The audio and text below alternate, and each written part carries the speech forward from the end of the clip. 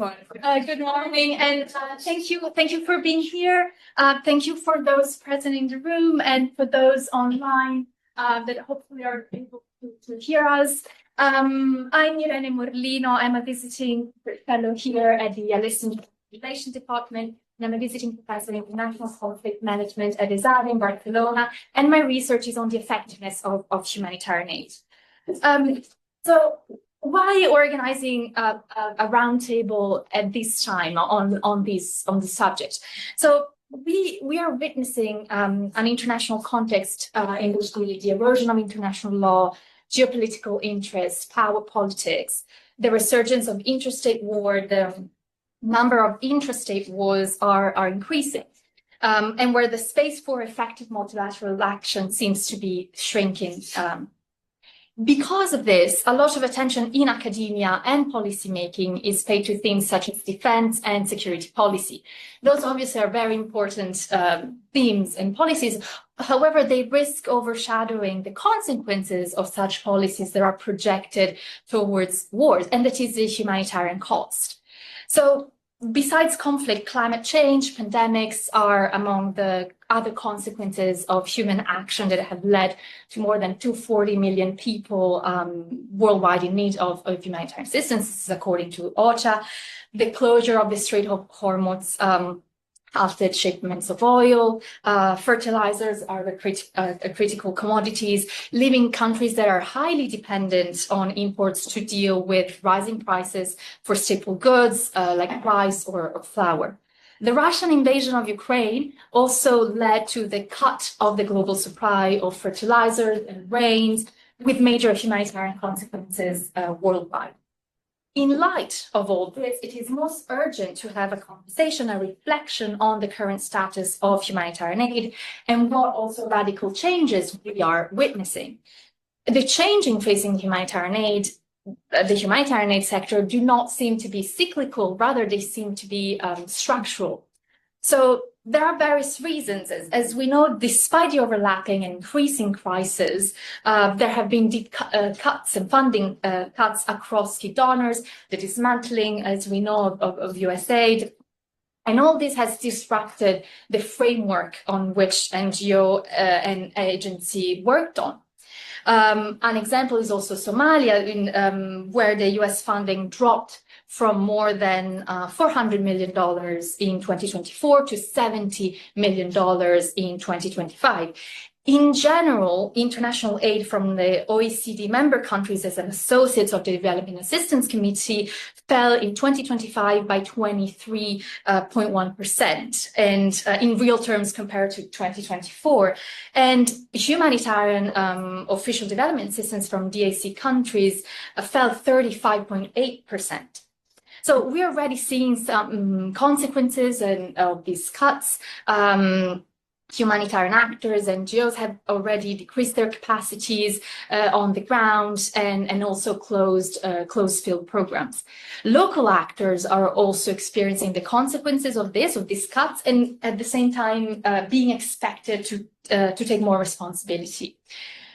The other point, the other reason also that we're seeing a structural change is the politicization of humanitarian aid, which is increasing significantly. So the humanitarian sector is caught between state security and political priorities. For instance, at the end of last year, the US pledged $2 billion for humanitarian aid, but told the UN, adapt or die. This was a title of a BBC article. So meaning that funding increasingly comes with strings attached, and in this case, for instance, funding could not go into Yemen, Afghanistan, because of political and security priorities of the US. In general, also the operational space is the constrained operational space is also another issue coming as a consequence of increasing politicization. Finally, the humanitarian system is undergoing a gradual but significant diversification of actors. Alongside states and international organizations and NGO, private sector actors are playing an increasingly prominent role as donors, as providers of logistics, finance, technological solutions. raising critical questions about the accountability and about the neutrality. And so the purpose of the roundtable is to bring together policymakers and academics to explore whether humanitarian aid is entering a new phase.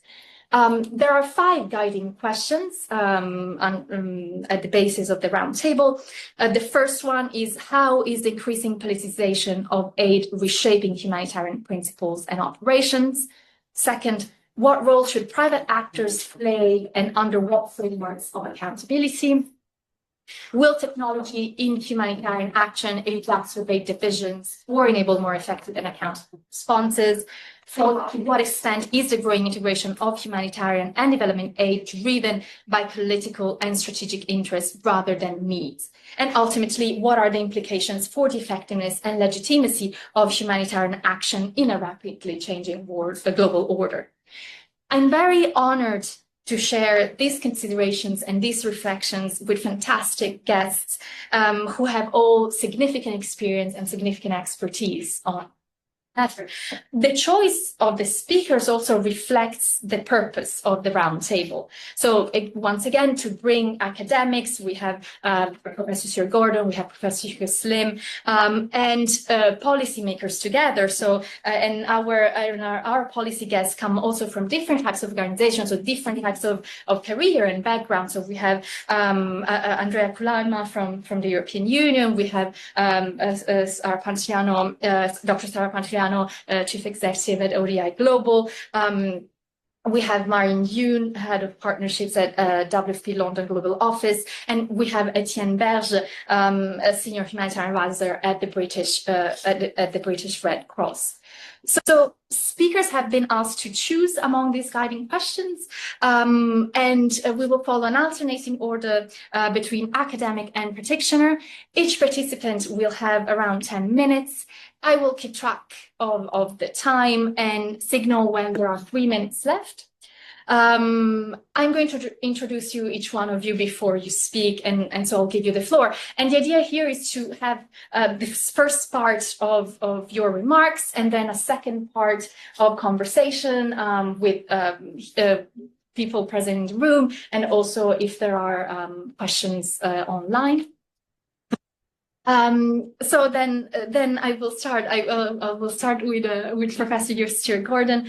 So Professor Stuart Gordon is professor in managing humanitarianism and program director for the International Development and Humanitarian Emergencies Masters. He's a senior fellow of the Higher Education Academy, directs the Department of International Development's Humanitarian Aid Consultancy Program, and sits on the editorial board of Disasters. His research and writing examines the role of institutions in conflict and complex emergencies, with a particular focus on interaction between humanitarian organizations, state militaries, non-state armed groups, and other security actors.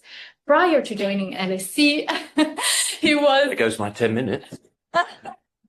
You will have each one will have. No, but you have such an amazing experience. I need to share it.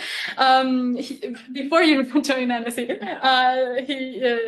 he was senior advisor on the UK Helmand and an Afghan strategy, working with the military, diplomatic, and development branches of the UK government. And Professor Stuart Gordon has conducted field research in Afghanistan, Myanmar, Syria, Uganda, Somalia, Ethiopia. He also served in the UK Armed Force, retiring as a lieutenant colonel.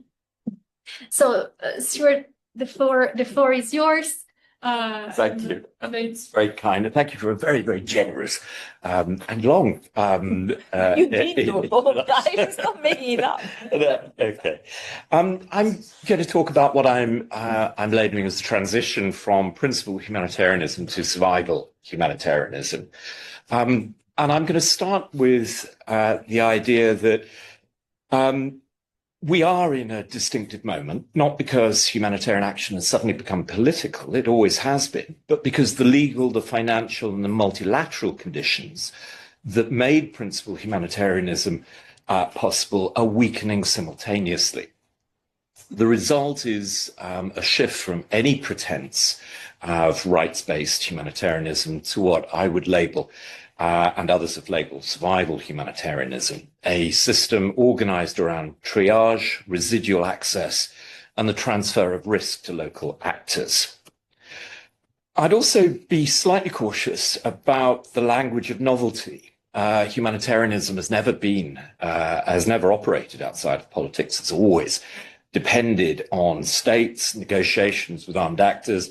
It's always been shaped by donor priorities, and it's always existed within unequal international structures. So the question isn't really whether humanitarian aid has suddenly become political. It hasn't. The more important question is whether the political, legal, and financial conditions that made principal humanitarian action are being transformed. And my argument is threefold.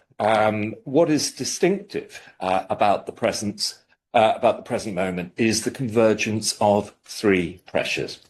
First, the weakening of international humanitarian law as a practical restraint on violence. Secondly, the contraction and conditionalization of humanitarian financing. And third, the shift in geopolitics towards a more openly transactional, sovereignty-based and anti-multilateral form of politics. And the key thing is not that these are separate, but they're reinforcing, and it creates a cascade. The first of those pressures is the challenge to IHL. And here I wouldn't say that IHL is simply collapsing, because I think that risks overstating the point. In many ways, it remains normatively and legally binding. But the problem is that its normative authority and its practical enforceability are being fundamentally eroded. The rules remain, but their constraining force is weakening. And states and even non-state actors are finding more creative ways in which they obstruct, even using IHL as a permission structure for abuses. And that matters because humanitarian action depends on more than money and logistics. It depends on a unique political and legal settlement. Firstly, that civilians are not legitimate targets, that starvation cannot be used as a weapon and method of warfare, that medical facilities, humanitarian personnel, and relief operations have protected status, and that access to life-saving assistance is not simply a discretionary favour granted by those with military power. And that settlement is under intense strain. The ICRC's humanitarian outlook described a world of 130 armed conflicts in 2024, more than twice the number from 15 years before, with over 204 million people living in areas under the full or contested control of armed groups. It also points to attacks on well-rehearsed descriptions of attacks on health workers, health facilities, the growing politicization or obstruction of neutral and impartial humanitarian action. And that means that the problem is not just an increase in need, it's a transformation of the environment in which humanitarian claims are made. When parties to conflict no longer accept the distinction between civilians and combatants, or treat relief as support for the enemy, humanitarianism loses part of its protective grammar.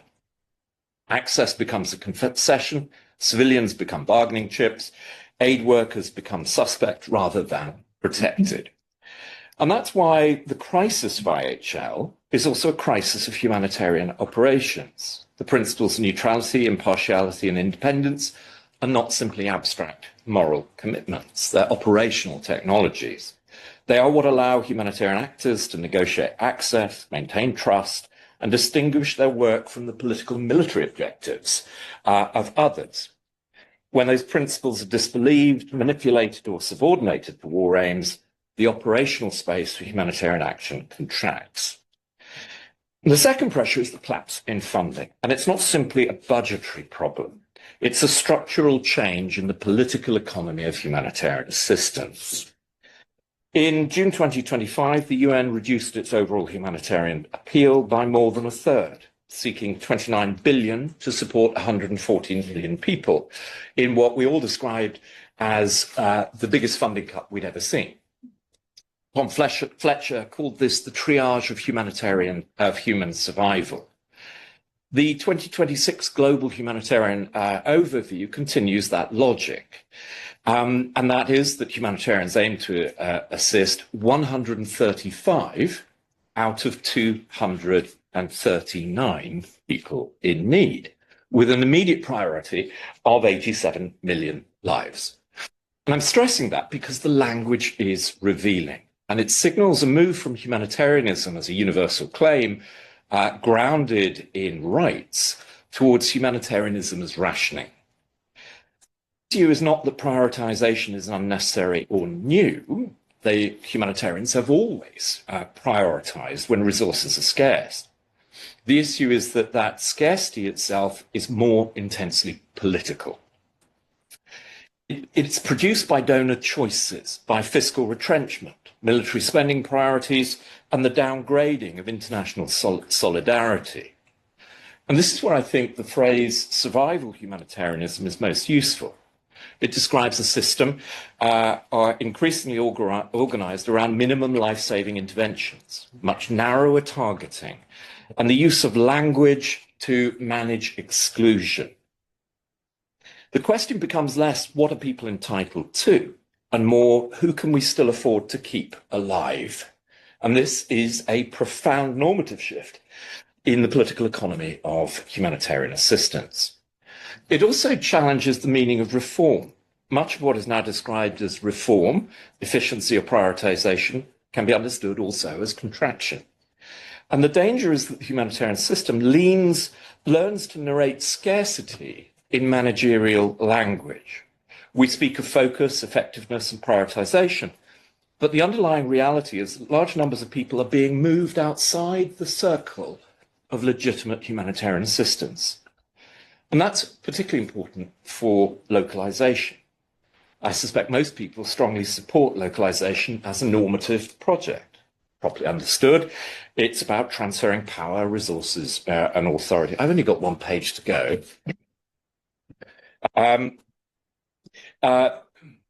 It's a challenge to the colonial and hierarchical structure of the international aid system. But under funding conditions like these, localization risks being defined. It can become not the transfer of power, but the transfer of responsibility under conditions of scarcity. It can become a language which international actors withdraw, reduce presence, cut costs, and shift risks to local organization. Austerity localization means local actors being asked to deliver the last mile, absorb insecurity, maintain community legitimacy, carry all of the community, the reputational and legal risk, while being entirely dependent on subcontractors. It's not localization, it's risk displacement. So we need to be wary of celebrating localization rhetorically at precisely the moment when the resources required to make it meaningful are contracting. The third pressure is geopolitical and Trumpism. It doesn't simply refer to the broader choices of one administration, but to a broader political style. Transactional sovereignty, hostility to multilateral constraint, suspicion of international institutions, and the subordination of aid to national preference. The dismantling of USAID is just a concrete expression of that shift. And more recently, US humanitarian support to the UN has been explicitly framed in terms of alignment with Trump administration foreign policy interests. And that significance is not only financial, it's normative. It encourages other donors to do the same and to align aid as an instrument of strategic priorities. And it reinforces the view among conflict parties that humanitarian assistance isn't neutral. It weakens the multilateral claim that humanitarianism needs should be independently assessed from political preference. And it's a deeper problem because humanitarianism depends on a certain kind of fiction, a necessary one, that in a deeply unequal and political world, there remains a limited space in which the claims of humanitarian need can override strategic interests. And that fiction has often been imperfect and hypocritical, but it's also saved lives. And the danger now is that that aspiration has been abandoned. It's got implications for private actors and technology too. Private sector involvement is not inherently problematic. Humanitarians need logistics capacity, telecoms, digital payments, data systems, satellite imagery, and so forth. But private actors are not simply neutral because they're technical. The design of biometric systems, a cash platform, an AI targeting tool, or a logistics chain can shape who is seen, who is verified, who is excluded, and who can appeal. And there's also the issue of public interest accountability. Who has rights in relation to transparency, explanation, contestation, and remedy? So technology becomes another layer of humanitarian gatekeeping. So to return to the question of whether humanitarian aid is entering a new phase, I think the answer is yes, but not because aid is becoming more politicized. The much more precise claim is that humanitarianism is being reorganized under conditions of legal erosion, fiscal authority, and geopolitical transactionalism. Humanitarianism is becoming thinner, more local but less resourced, more targeted but less universal, more efficient but less protected, more technologically capable but less accountable, more integrated with development and stabilization agendas but less independent. This is the danger of survival humanitarianism. So the challenge is not simply to make humanitarian aid more efficient, it's to defend the conditions under which humanitarian action can remain humanitarian, grounded in law, allocated by need, protected from instrumentalization, and accountable to affected populations rather than only to donors. The danger isn't that humanitarianism disappears. The danger is that it survives in a diminished form, as the management of human survival after law, solidarity, and multilateral politics have failed. Thank you so much. Thank you so much, Julie. You were extremely insightful, and I would have a lot of comments or questions, but I'm aware of the time. So thank you so much, really. I will then give the word and continue. And we'll give the word to Andrea Kulaima. Andrea Kulaima is the Director of Sub-Saharan Africa, LAC, Southeast and Southeast Asia and Pacific, the European Commission's Director General for Civil Protection and Humanitarian Aid Operating, GIECO, since 2020. Andrea Kulaima has been working since 2000 in different operational and management. Need to read our bios, really. Give the age. I just feel old. Exactly. That's too much in for a 22-year-old. It's quite incredible. It's just wisdom and experience, different operational management capacity. You were head of unit for Sudan, South Sudan, Central Africa, deputy head of unit and desk officer in several protracted crises, and also head of unit responsible for the management of ISO field work and deputy head of unit for DGECO's legal and financial unit. Before joining DGECO, Andrea Kulaima has served in the delegation in Cairo and started her professional career as a researcher at the European Center for Development Policy and Management. So the floor is yours. Thank you very much, Irina, for these kind words and this very difficult act to follow afterwards. You're splendid.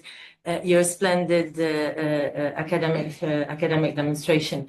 I followed a little bit also the questions that you had posed. I'm a civil servant, and you know that civil servants are compliant by nature. So I looked at it as a checklist and said, okay, I have to cover all the points that Irina has identified. The first point I would say is we are at a breaking point.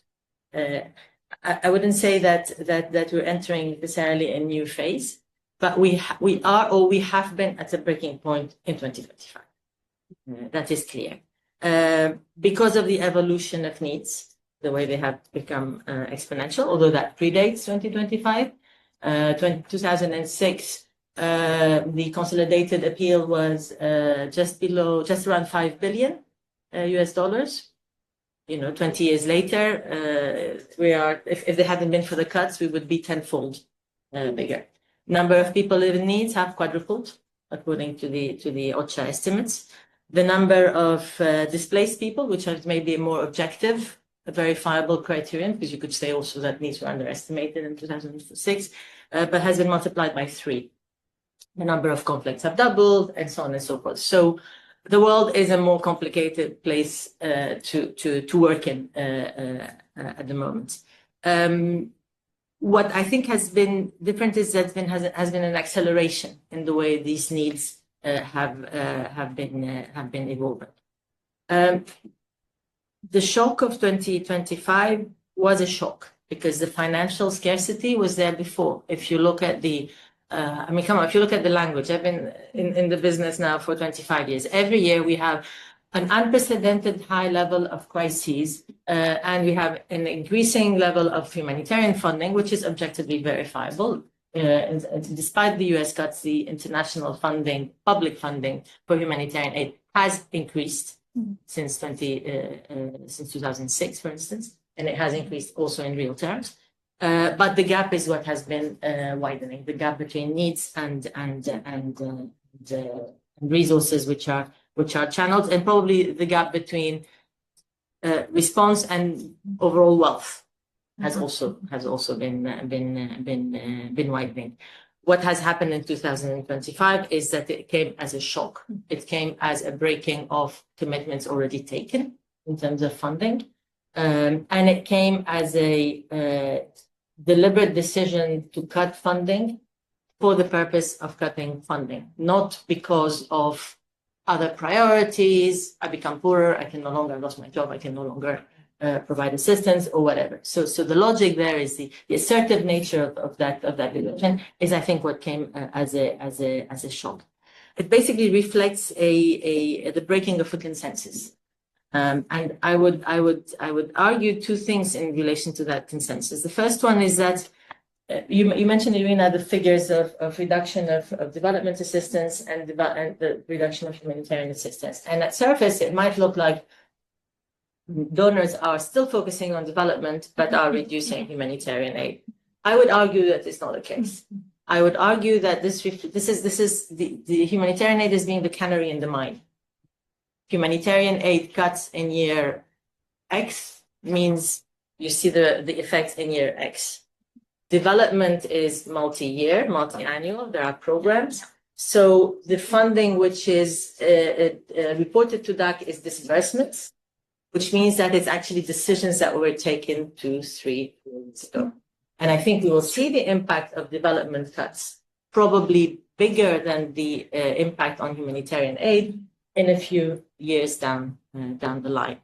And the reason why I say that is because if you look at policies, positions taken in terms of debates and so on, development is having a severe crisis. At least I would say the development which is about human development, social development, and so on.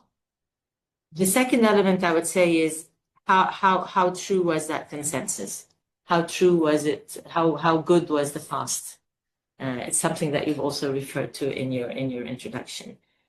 And I cannot but quote Mark Carney in the speech of Davos in terms of, were we having a fiction about the fact that the system was an international order and that certain things were sacred and so on? Was it that aid was not politicized? Yes, aid was politicized. I mean, I remember, look, the consensus on EU humanitarian assistance dates back from 2007. And if it insists so much on IHL, on civil coordination, on the principles, it's because they were not being respected. Otherwise, it wouldn't have been a point in putting it so much on the table. You mentioned the elements that you mentioned are very true about the loss of the protective aspect of IHL for actors on the ground, whether they're civilian populations or first responders or international responders. I worked on the Darfur crisis in 2003, 2005. Sarah knows it much better. They were not being respected. The instrumentalization of humanitarian aid was being there. The denial of access was there. We were fighting against it. We were complaining about it. So it was there. So what has really changed? I think what has really changed is that the mask has fallen down. And the mask has fallen down. And it's good that the mask has fallen down to some extent. The intentionality is what makes it difficult to absorb and to accept, I think, for those of us who are working in the sector. taboos are no longer taboos. And, there's no false pretenses pretending that pure assistance is principled when it isn't, and so on and so forth. I mentioned the canary in the mine metaphor. I think it also applies. Sorry about that. I think it also applies to the international rule-based system. I think what has come out, what comes out of this is not a risk only on the humanitarian aid, but on a whole set of the way the international system after World War II has been organized, and that is deeply challenged. So to come back to the question about are we at a changing point, I think we have moved in a system which has been moving from being overstretched to simply being overwhelmed. I think it rejoins a little bit your survival humanitarianism metaphor. I think the increased politicization I've spoken quite a bit about. I would like to, however, bring an element of opportunity also in this. The fact that you have such a flagrant, clear, open policy of the main humanitarian donor, who is still the main humanitarian donor in effective, quantifiable terms, by the way, about that this is being in their interest. The way the reaction has been on IHL violations, notably in the Gaza context, all of that has triggered a reaction amongst those who have looked at IHL and have looked at humanitarianism as a Western concept. And I think it's interesting to see that, in the Middle East, in Asia, in Brazil, in other contexts, there is a movement in view of defending IHL because it's in everybody's interest to defend IHL. And I think it'll be interesting to see what the initiative of ICRC leads to with the summit at the end of the year. Now, I think the question of positioning is important because I think it's a question of choice as well. The sector and people who are involved in the sector can choose to contract. They can choose to adopt survival humanitarianism. They can also choose not to. Of course, you cannot provide aid if you don't have the funding to do it. That's fair enough. But you can also continue to quantify the needs as how they are and make it loud and clear that we're not covering them because we don't have the means. So I think political statements in this context are important. And the EU has taken a political statement yesterday. The EU adopted yesterday, the European Commission adopted yesterday a communication, which is our policy document, which is basically setting what our choice is. Our choice is a choice of continuity in the principles. No questioning of the principles. The only difference would be that maybe becoming a bit more outspoken in their defense than previously deemed necessary. Three pillars, three P's in terms of buzzwords, because you always need buzzwords when you define a new policy paper, which are protect, perform, and partner. Prioritized is not one of them. It's protect, perform, and partner. Protect being the first one, with a building of alliances with the political side of our systems when it comes to humanitarian diplomacy. Again, nothing unusual. Humanitarian diplomacy has hardly ever been done by humanitarians, apart from operational access questions. It's always been done more by political ones.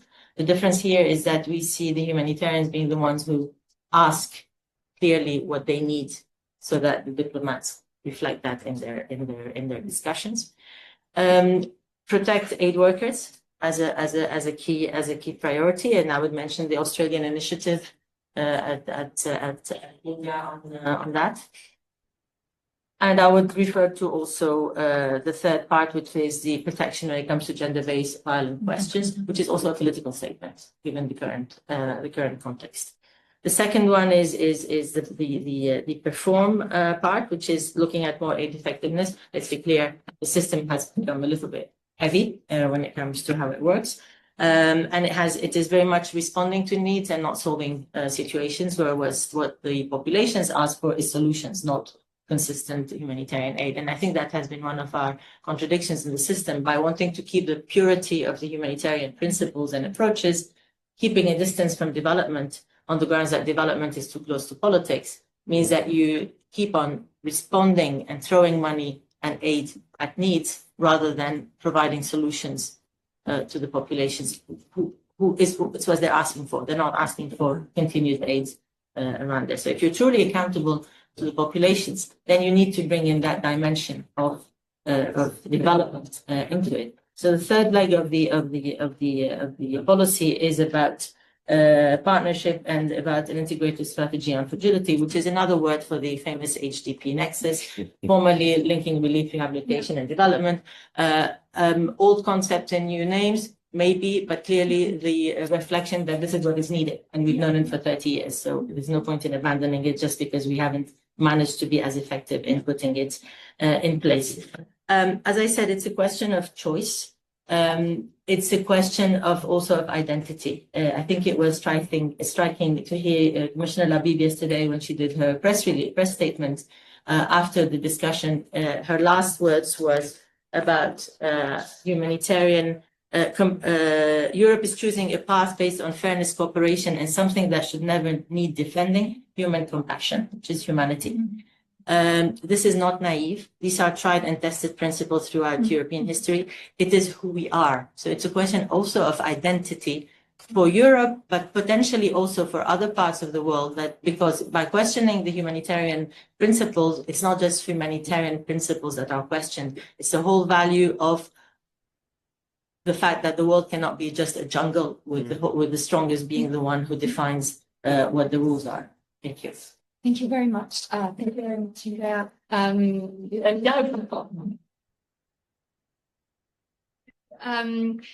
Thank you. It's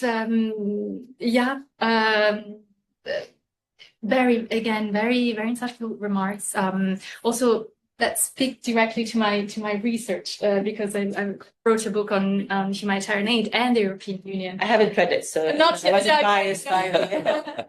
It's true. I also make this point of identity, the question of identity, and this idea that the mask has fallen in terms of politicization. So another point that Andrea was making. So we'll talk more, but I'm giving now the floor to Professor Gassim. He's the director of the Las Casas Institute for Social Justice at Blackfriars Hall at the University of Oxford, and a senior research fellow at the Institute of Ethics, Law and Armed Conflict at the Oxford's Bilderbatneh School of Government, and chair of the Oxford Consortium of Human Rights. He's also a visiting professor at the International Red Cross and Red Crescent Academy at Suzhou University and Schwarzman College at Tsinghua University. Hugo's worked for Save the Children, United Nations, Oxford University, the Center for Humanitarian Dialogue, and has been on boards of Oxford, Catholic Agencies for Overseas Development, and between 2015 and 2020 was the head of policy and humanitarian diplomacy at the International Committee of the Red Cross. You've written extensively on humanitarian aid. It should be everything.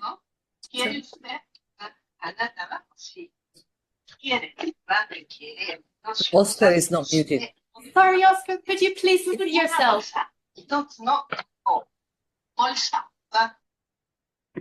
Okay, thank you very much. And so going back to, you've written extensively on this theme. One of your latest books, Humanitarianism 2.0, New Ethics for Climate Emergency. I think one of my favorite was Solferino 21. So thank you for being here as well. And I'll leave you the floor, and I'll point you and bring you. Thank you very much, Rina. Thank you for inviting me. And it's lovely to be here, lovely to be at LSE. And it's lovely to listen to other people. And I'm going to take a slightly different approach and tone, partly because I'm not as rigorous and prepared as those who have gone before me. But I'm going to start by recognizing the huge suffering of people around the world. I'm aware that I've got my back to people, so I'm going to swivel slightly on. I want to recognize the suffering of many people around the world. And I want to recognize the cuts of the aid world, which in many ways are heartbreaking and will be heartbreaking for many people and life-breaking for some. So I want to make that clear at the start, because I don't want what I say to sound frivolous and sort of from another level in a sense, but it may. So I'm answering the question, is humanitarian action entering a new phase? And I'm saying I'm sure it is. another phase, yet another phase. And why not? And what do we expect? I'm also going to say that humanitarianism is not going away. It's always with us. It's here. We're humans. The clue is in the word. And we're all going to be nice to each other and very unpleasant to each other. And that will continue to be. But we will always find ways to be humane and compassionate. And I've seen it on the tube today, and I'll see it again when we get the train this afternoon. I'm going to see it all the time. So humanitarianism is not going away. So we don't need to have a sort of moral panic about that thing.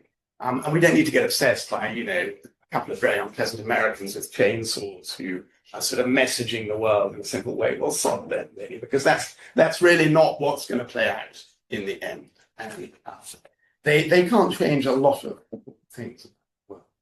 And the other thing I'm going to say that is always going to happen is that, and slightly Andrea and others have said this, humanitarians are always going to complain that their moment in time is the worst possible moment in the world. Things like this bloody awful phrase, more than ever are we suffering, and more than ever are the cuts, and it's just... So that's not true either. And I went to my first humanitarian meeting, I think in 1985, and they were complaining like mad then that the laws weren't being respected and the money wasn't there and the huge things that we should be able to expect weren't happening. So humanitarians are always going to be complaining, and that's in a sense their job, and it's certainly their temper to a large degree. So what are we looking at today? And I think the other thing to remember is that we're not ever talking about humanitarianism. We must always talk about humanitarianisms, Lord. And there are many. And there are many all over the world, and there are many throughout history. So we've ended up with a fairly narrow version of a humanitarianism in the West, which I hope we repent and become a bit more expansive and imaginative than we have been. But it was probably good for the last 20, 30 years to have that narrow reading of Western humanitarianism. And one of the key things is sometimes, in these plural humanitarians, which vary by culture, religion, context, ideology, politics, there are always some humanitarians who are neutral and say that that's the most important thing about humanitarianism, and some who say, it's irrelevant, we're non-neutral humanitarianism, we're going to save lives and risk our own lives to save people, and we're going to spy and deceive to get people to safety. We don't care about neutrality, and we need both in the world, and we're going to have both in the world, and that's important too. And so just to emphasize that humanitarianism is always invented, and it's always reinvented for new times. And I've seen it reinvented several times in my lifetime, because the humanitarianism I started in 1983 is the one you're dreading we're going back to. But, we thought it was pretty good, and we invented it, and then we sort of grew it, and it became something that none of us have, would have recognized in some ways. So we can look at, formal Red Cross humanitarianism being invented in Italy, in Solferino, one of the Italian people here. And we can think of Dunant as a humanitarian entrepreneur, formalizing the idea of the wounded. But of course, in doing that, he left out millions of other people suffering in different ways. And then in World War I, we get Herbert Hoover, who's one of my great humanitarian heroes, who I think is probably the greatest humanitarian of the 20th century, without any doubt, in terms of what he did and the scale at which he did it.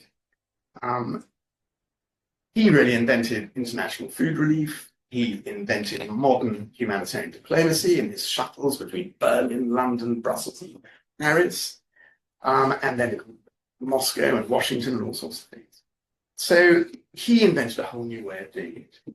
And then in the 90s, my generation invented all sorts of new ways of doing it. We all rushed to Geneva and, perhaps foolishly, decided to copy the ICRC. Where we all said, we're going to have these things called principles. Yeah, they look good, let's grab them. And we grabbed them, and we wrote them down into our own things, and we changed the brass plates on Oxfam and Save the Children and everyone's doors, which said emergency director or relief director. We took them off and we put humanitarian director. And I was given the job in London in the 90s of going around the 15 DEC agencies to indoctrinate them about humanitarian principles, which they'd never heard of. before. I certainly hadn't. When I started, I'd never heard of Geneva Conventions, never given a copy. I didn't know if I was neutral, impartial. Not what we did. Nobody ever told me. So we then made that move and we created an extremely elaborate 90s neoliberal form of humanitarianism, which has been quite stubborn in its ability to save millions of lives around the world. And we should be proud of it because, you know, it was the humanitarianism du jour when the West was triumphant. And it did save a lot of lives, and it established a lot of good ideas that we should care for people who you know, are being bombed in their schools, who are being violently sexually abused and raped. We extended things, we elaborated things, and we talked about rights. And some of that will go, but a lot of it will stay in new forms as it goes forward. So inevitably, when we essentially created what is a war humanitarianism in the 90s, we paid a price in other areas. And disaster relief and disaster risk reduction fell into the shadows, which it hadn't been in the 70s and 80s. It's quite sexy, disaster relief work. When after that, it just became sexy to be an NSF doctor in war. So that lost out. And the other thing that lost out big time in that invention of neoliberal war humanitarianism is national humanitarianism and local humanitarianism. We were too big, we were too bossy, we were too imperial. Because a lot of people in it, like me, had a post-imperial consciousness. You know, when I started, Kenya had probably only been independent for 14, 15 years, and a lot of the people leading those organizations were saying, we've got to support these states become independent, and we're going to have to go and help them. So there was that mentality. But we got too big and too bossy. So with those shadows in mind, I'm just going to suggest three things. I mean, first of all, don't worry. I'm thinking of you young people. It's not just me, see. Don't worry and get out there and find what new manifestations of humanitarianism there are in the human spirit and fight for them, make them, invent them, and make it happen. And focus on the national, focus on the local. And you can do that here. A lot needs to be done here. And Etienne's organisation is organising a big conference. We've got to prepare here. So you can do it here, or you can support people doing it in their own countries. A lot of these states have responsibilities of their own. Of course, they should go and risk death at the front line. It's not a patronising idea that we shouldn't let local humanitarians take the risk of saving their fellow people. That's ridiculous, terribly patronising. Of course, they should bear the risk to save lives in their own country, if that's their decision, etc. So they've got to take responsibility. Governments out there have got to take responsibility. Citizens have got to make their governments take responsibility. I think the second thing is somehow, bearing in mind what Stuart and Andrea have said, we have to keep an international system of systems. So we have to have a place where we meet as the whole world, like a COP, really, and say, well, how are you doing, China, in your humanitarianism? How are you doing, India? How are you doing it? How's Africa going? How are we doing it here in England? And we've got to keep talking about it at a global level, but not with one Western tradition trying to dominate that system. And then the third thing, and of course I can say this, right? But you've got to save nature as well, guys, because there is no human life without other life, and there's no point in having a humanistic humanitarianism. We need an ecological humanitarianism now, because we have to save everything to save humanity. And it doesn't make any sense just to fetishize on saving humans. And every time I'm in East Africa, which I was earlier, you know, people will say, yeah, I know, but look at my cattle, look at my grass, look at my water, look at my pasture. This is what we need to save, not just my body. Okay, and I'll shut up. Thank you so much. Thank you so much. That's true. Yeah, unfortunately, also nature. Yeah, saving nature is saving the human. And thank you also for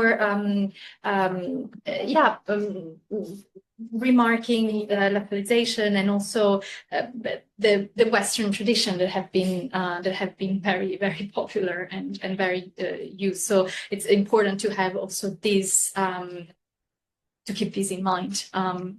So thank you very much. I will now is You do need to remember. Sorry. You don't need to read my book. I will a bit. I will a bit. I read for Yes. Yeah. You will have to go through it as well. Yeah, she's just told me she's chair of the British Fencing. I know. I was going to say. He also does driveways. Amazing. So yeah, Dr. Sarah Pantiliano is Chief Executive of ODI Global, where she was previously Managing Director. She was appointed by the UN Secretary General as independent eminent person for the 2025 Peace Building Architecture Review, and earlier served as the chair of the 7th Advisory Group of the UN Peace Building Fund. She's the chair of the World Economic Forum, Global Future Council on Reimagining Aid, as well as member of its Humanitarian and Resilience Investing Initiative, high-level group. Managing Director, Editor, of the Disaster Journal, a trustee of boards of the Muslim Aid and Center for Disaster Philanthropy, and chair of British Fencing.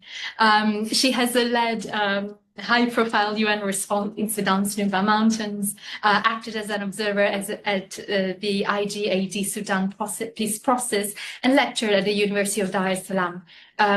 She has served on a range of executive advisory boards, including the New Humanitarian, SOS Sahel, Oxford University Refugee Studies Centre, the UN Association of the UK, and the new UNFPA ICPD 25 High-Level Commission. She was made companion of the most distinguished order of St. Michael and St. George, with services to peace building, humanitarian assistance, and international development. And she's also the creator and host of the ODI's flagship podcast, Think Change. I don't know who sent it.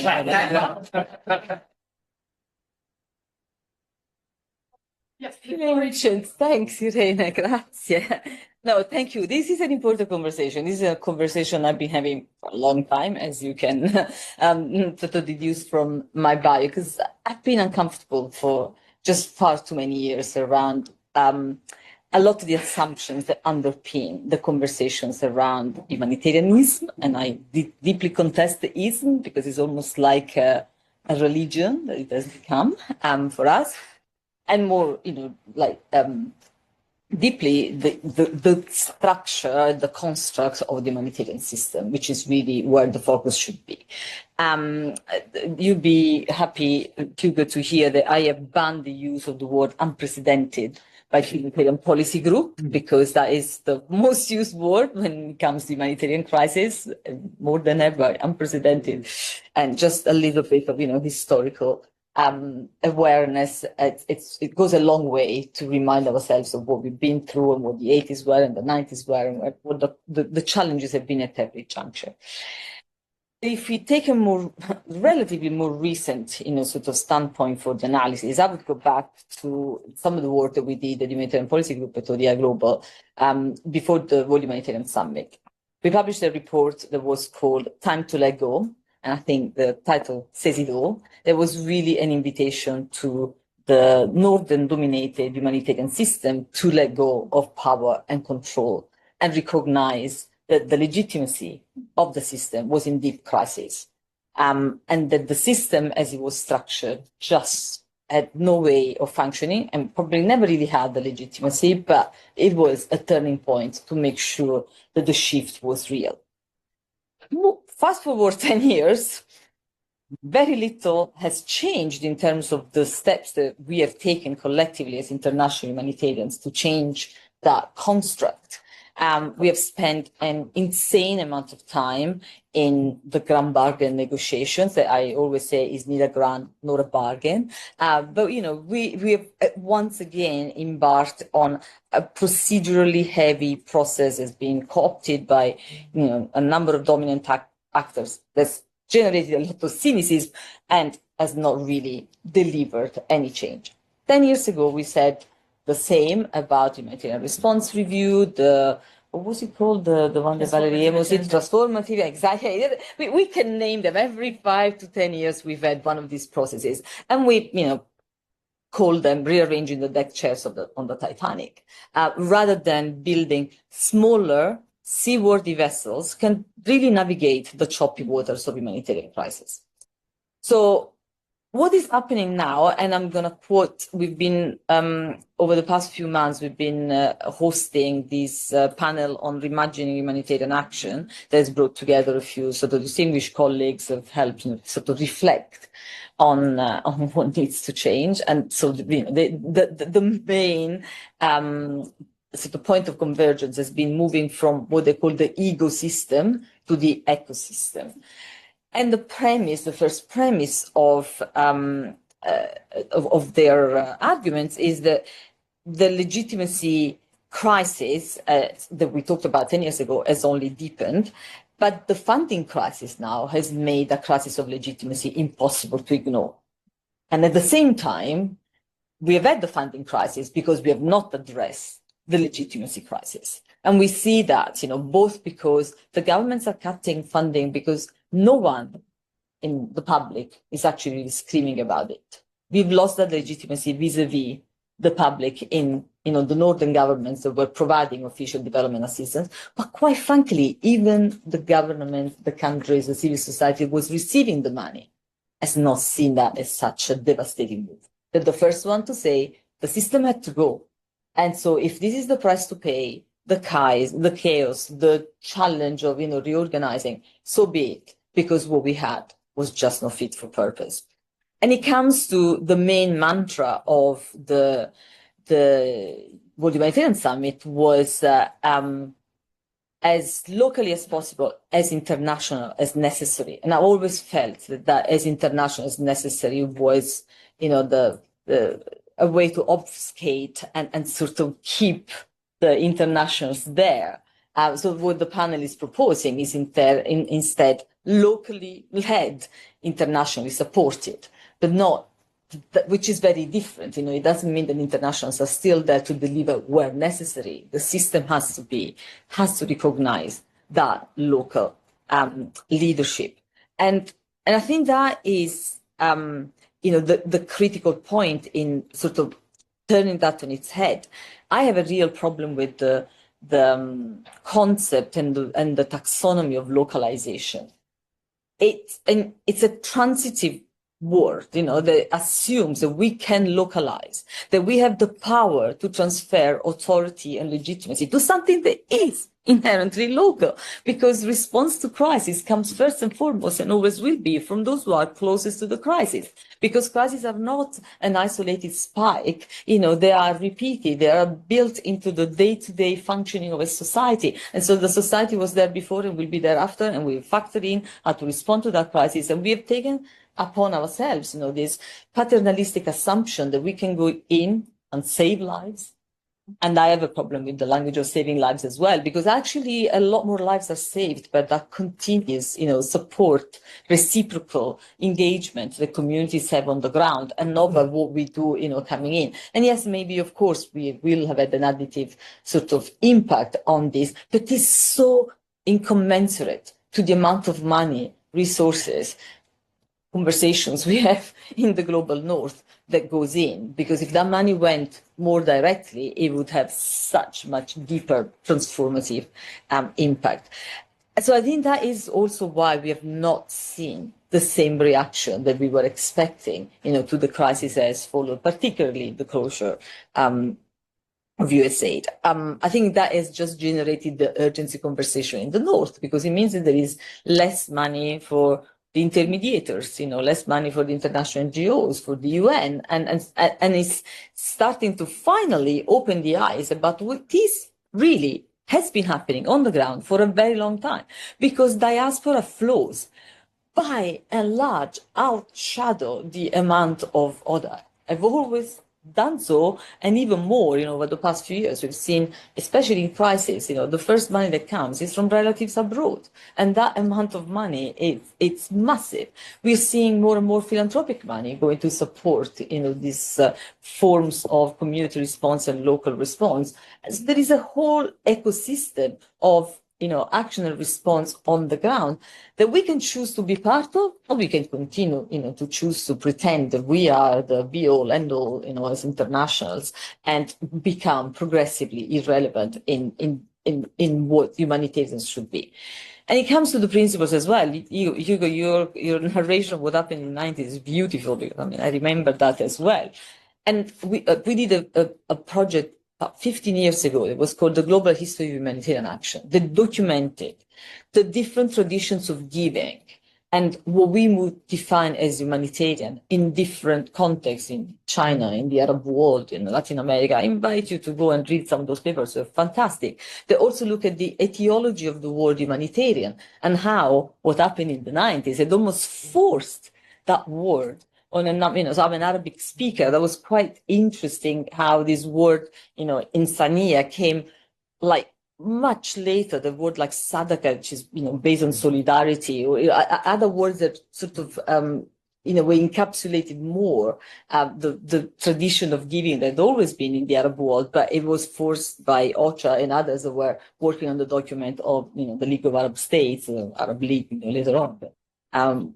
It was trying to bring that in conformity to the international system that is there. So for me, it's what needs to happen now. Well, if we want to try and remain relevant, this is the moment to rethink the roles for the UN agencies and the NGOs. There is still a valuable sort of role to play for the UN in terms of the normative role that it has and should have, and the ability to, if you talk about the principles or IHL, those are the kind of things that the UN should sort of be facilitating in country. For the NGOs to, hold our governments accountable here. A lot of the crises are political failures. But, Gaza doesn't need money. Gaza needs the accountability that, we are not sort of providing, and we should be shouting a lot harder. I mean, that is the role that we can really legitimately play, and then support what is already there and the creativity that is there. I work very, very closely with the emergency response rooms in Sudan.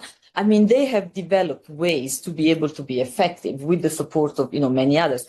They've simplified reporting procedures and also procedures to receive money from donors. They've created this thing that's called the F system, which I think meant F the system, but the F system. And she's fantastic, as a way to say, look, we're not going to play by your rules. We're not going to do endless log frames. You want to fund us. This is the system. So I just wrote a blog last week and I finished here. And I said very clearly, this is the moment to choose, particularly for Northern donors, whether you want to continue to, sort of admire your declining aid and manage this, really well-documented, polite, peer-reviewed decline, or recognize that the change has already happened. It's just that we don't want to see it and embrace it and support it. Thank you so much. Thank you, Sarah. I feel I'm using the same adjective for it's really insightful. Every remarks and very significant. Also, what you say, what's going to happen now, there's reflection also what's going to happen now, rethinking the roles, and what I also like to hear was supporting what's already there. So avoiding this paternalistic language, but not only language mentality, that has been dominating. So thank you for also pointing this out.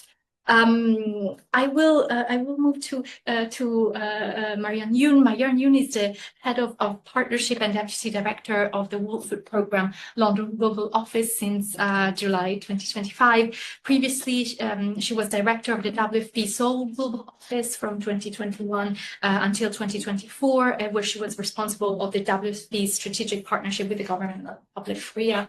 From 2017 to 2021. She was deputy country director in the Kingdom of Lesotho, and she oversaw WFP operations in the country and worked closely with development partners and the government of Lesotho to address hunger, malnutrition, while also managing program, policy, supply chain, and budget planning departments of the WFP country office. Marianne served in WFP HQ as a senior policy officer and team leader in the government partnership division from 2011 to 2013, and later as advisor to the deputy executive director for operations until 2017.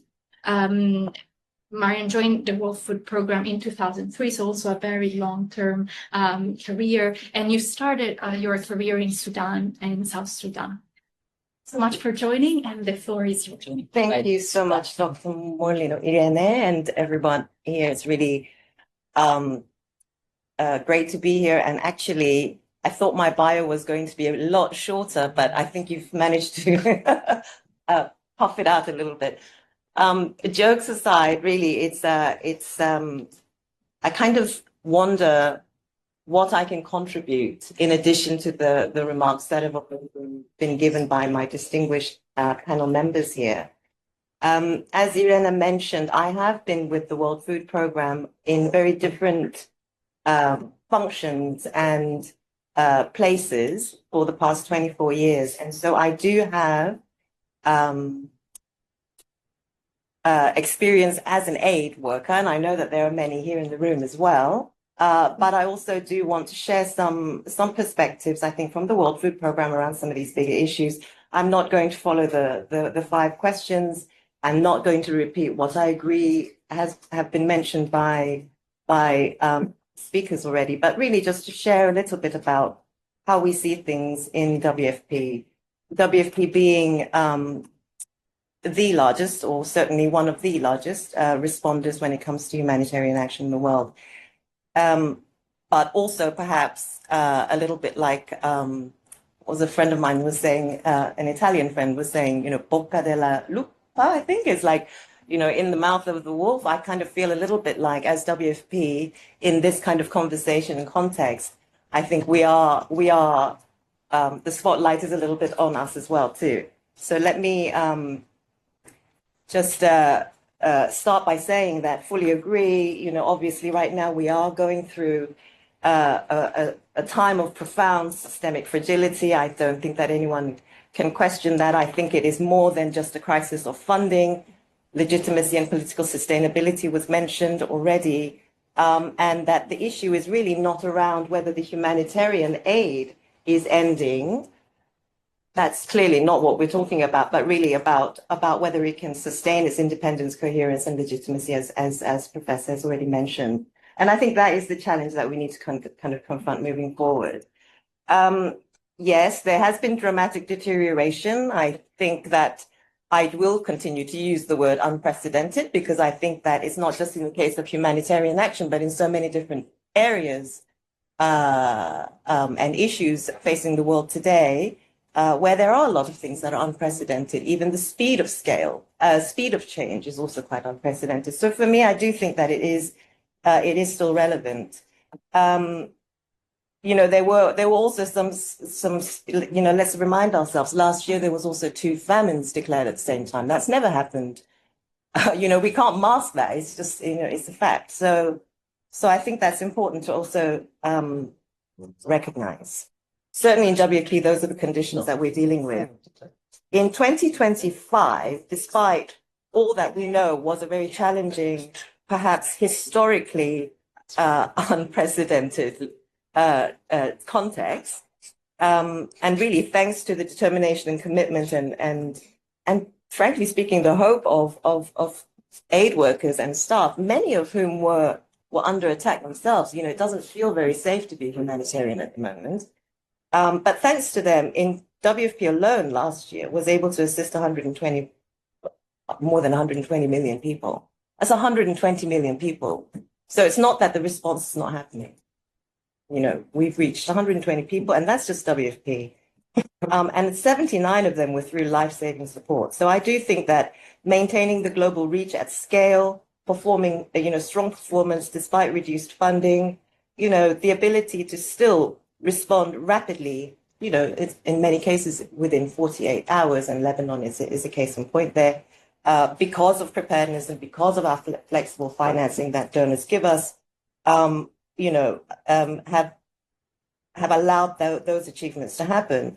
We should also not forget how closely we work with national governments to strengthen national systems, the very systems that should be there, foundational, in order to be able to respond and to be able to provide that capacity and system and structure for what we're coining to be a very important localization agenda. And so, WFP last year has worked in 77 countries specifically to strengthen these national systems, and I think that's really worth mentioning. But looking ahead, the outlook is very, very bleak, and the big concern is, there were gains made, at some times more than other times, but there were gains made, but these gains are fragile. And when you're talking about food security or food assistance, you have it today and you don't have it tomorrow, unless you have those systems and you have the and all that is needed, the partnerships and things placed on the ground in order to not require that kind of cyclical or repetitive response. But the problem is that, largely speaking, in spaces where we have had to contract or withdraw or reduce, we're not really seeing other actors step up at the level or the scale that is required. And so, what does that mean for tens of millions of people losing assistance in, Jalalabad or Tawila or Gaza? The reality today is that in many of these places where we have had to literally overnight cut or reduce assistance, there isn't anyone really coming in to step, to fill in that space. And meanwhile, you've got the Strait of Hormuz, likely to push up the numbers by another 45 million. You've now got very, very strong indications that El Nino conditions are going to land between May and July. This is just going to exacerbate what we already know is down the line because of the fertilizer issue. Because this is all happening at the most important kind of agricultural season for the regions that these conditions are going to hit the most. And that's primarily the belt from Sahel all the way to the Horn, Latin America, and also Asia. So right now, it feels desperate for WFP. We are taking from the hungry and giving to the starving. That is ultimately what it feels like we are having to do. So clearly change is needed. And change is needed because we have now over 300 million people globally who need some kind of humanitarian need, and yet the traditional foundations of our system is being tested, and perhaps rightly so. The key question for the UN, including WFP, is perhaps how can we make the best contribution to meeting these needs? And our priority remains always the most vulnerable. So how do we do that? Well, this is going to sound really easy, but by stepping up what we do best, I think working closer with others and handing over to others responsibly and when possible, and where it makes sense to do so. So let's look at WFP and how we're tackling that question really primarily in 4 different ways. Firstly, and I go back to the needs of the most vulnerable, I think keeping our focus on urgent needs is something that is very, very important to us. The scale and speed of WFP food assistance is really an irreplaceable life support. And it's almost always delivered with local partners. So that is also something that allows us to respond, is because of our local partners and partnerships that we have on the ground. Something that is possible because of our presence and because of the work that we do with national governments and with communities on the ground. In Lebanon, I just mentioned that we were able to respond within 24 hours of the conflict. And WFP's cash and food alone was reaching 400,000 people in shelters. That's in 24 hours. This was possible, as I said, because of the way we have built up our networks because of the local partnerships that we have on the ground, because of the supply chain that we have been able to put in place. And most of all, it was because of the support from our donors who have given us, have trusted us with flexible multi-year funding that, yes, we don't, we always need more of it, but it is because of those resources that have allowed us to actually pre-position, advance finances, and essentially respond quickly. But these are also really important for securing, principled access. We spoke about that earlier on. In places like Burkina Faso, we don't hear about it very much, but, WFP negotiated really hard to actually maintain food access to like over 80 besieged areas, right? So I do think that when it comes to protracted crises, sustaining things like WFP food assistance at scale is really an investment in people's stability and protection. It's not a stopgap, and it's certainly not a failure of reform. Secondly, we are in WFP proactively, and I underline the word proactively, handing over program delivery where others are better placed to deliver. Our new strategic plan states for the very first time what we will not do. And I think that's worth mentioning. Where WFP is not best placed to deliver, we must step back and we must support governments and others to deliver instead. That's written in black and white in our strategic plan. And that also includes transitioning out of small-scale projects, noting that actors like WFP, our greatest comparative advantage is the scale that we can bring. So I think so that's also very important. Thirdly, we're speeding up this transition to national ownership and local ownership of humanitarian programs. Let me underline that. WFP has a dual mandate, so we do both humanitarian and development work. So in many of the places where we work, we're not there for 40 years responding to humanitarian assistance. I think it's important to underline that actors like WFP do work very closely with national governments, building up national systems, investing in local actors and economies. There's a wide range of examples: Somalia, Haiti, Sudan, where half of the wheat that was produced last year came from a project, a project that was supported by WFP and the World Bank. It might have been African Development Bank, but they're two projects. But either way, we don't hear enough about these things, and I think it's important. Globally, over half of our partners' funding, the funding that we give to our partners, over half of it went to local actors. If we're talking about transfer of resources, over half went to local actors, and 80% of the food that we buy are from producers from the countries where we work. And a big portion of that is from smallholder farmers as well. And we plan to go further. We now have a new localization policy because we recognize that we have areas where we can do better. I'm not saying that we're doing everything right. We're certainly not. So our new localization policy pushes our frontline teams to invest even further in these local leaderships. And emergency response room was mentioned in Sudan. We've worked with them as well. It's not as straightforward as some, as other partnerships, but that does not stop the need to adapt and to find new solutions, which we have been able to do and will continue to do. Or in Syria, where we have the National Bread Subsidy Program, where we supply flour to bakeries in these really hunger hotspots, and the government provides the fuel and labor costs. And so there you have it. Key stabilization measures that give people really tangible benefits in what is a very new political environment for them as well. But even their funding cuts, once again, have halted the programs. So it's stop, go. Lastly, we are using the UN80 reform to transform humanitarian delivery. We are contributing to these reforms. Won't go into too much details, but I think one of the flagship projects that we may have heard about is the integrated supply chain initiative. There are a couple of other important projects that could be mentioned, but I think here I'd like to note that a lot of these services were already being provided by developers, and I think this is really an opportunity to bring them together and to pursue even greater efficiencies and the delivering as one, a concept that in the field we've been adhering to that for years, at least in the places where I was working.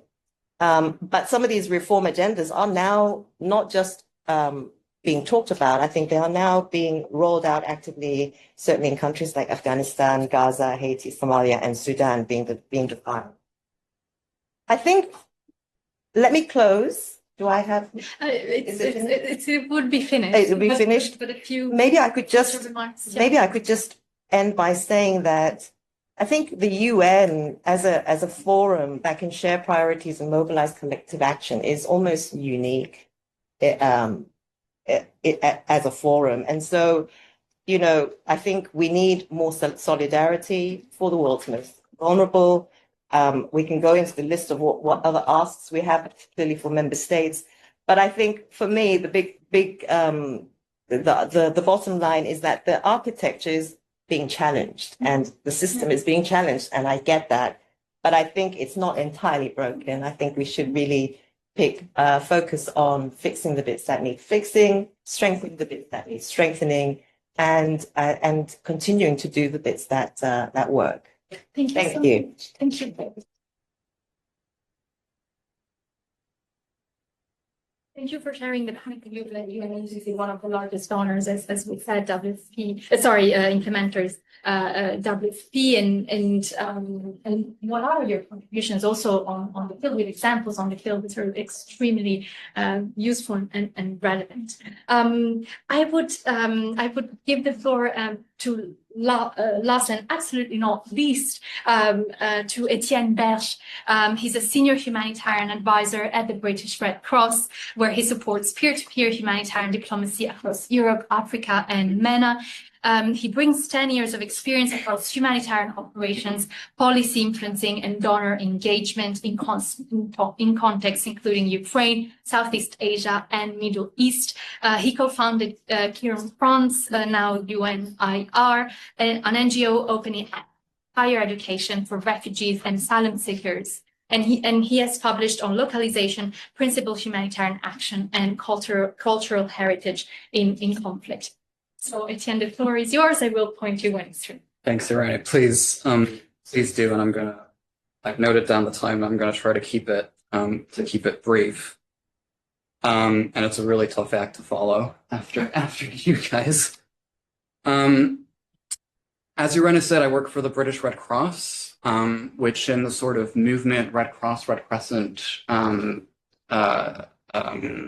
language or vocabulary is what we call a national society, which is basically the sort of national chapter of the Red Cross and Red Crescent. And you have Red Crosses and Red Crescents, and I think about 192 of them in North Korea, Myanmar, Afghanistan, Syria, any country that you can name. Practically will have a Red Cross or Red Crescent. So that's the perspective I'm going to try to bring, not just to the British Red Cross, but of these national societies more generally. Because I think when we're thinking about what a lot of the speakers have said today, Stuart's point on survival humanitarianism, Andrea's point on the mask having fallen, and laying bare state-to-state transactionalism, I think national actors at large, but national societies specifically, offer quite an interesting model in how they might navigate some of these new realities, and are perhaps, in certain contexts, emerging as what you might call a bit of a sort of nationalization of aid. And that comes with good stuff, and that comes with bad stuff. And I'm going to try to unpick that a little bit today. And what I'd like to test and hopefully discuss with some of you is kind of test this hunch that I have, that I've discussed a bit with Hugo previously, that for the movement, for the Red Cross and Red Crescent movement, in our microcosm, we're in a bit of a sort of the era of national societies. Our international components, the ICRC, the International Committee of the Red Cross, and the Federation, the IFRC, which kind of federates and coordinates this, they still play a really important role, obviously. But over the past few years, I think there's a bit of a sense that in parts of the world, at least, the center of gravity in funding and policy is shifting towards these national societies. And again, that has good and bad bits. And I'm kind of curious about whether or not this is just kind of an anecdotal coincidence, or if this mirrors, to an extent, the collapse in multilateralism that a lot of the speakers have alluded to. And I'll try to speak about this briefly from the perspective of having worked the past sort of 4 years between Kyiv and London, largely on Ukraine and sort of partly embedded in the Ukrainian Red Cross. And there you've really seen emerge one of the humanitarian isms that Hugo was referring to, a sort of nationally led humanitarianism. And Hugo and I don't just sort of color coordinate on roundtable. We've also had the pleasure of working together a bit in Ukraine.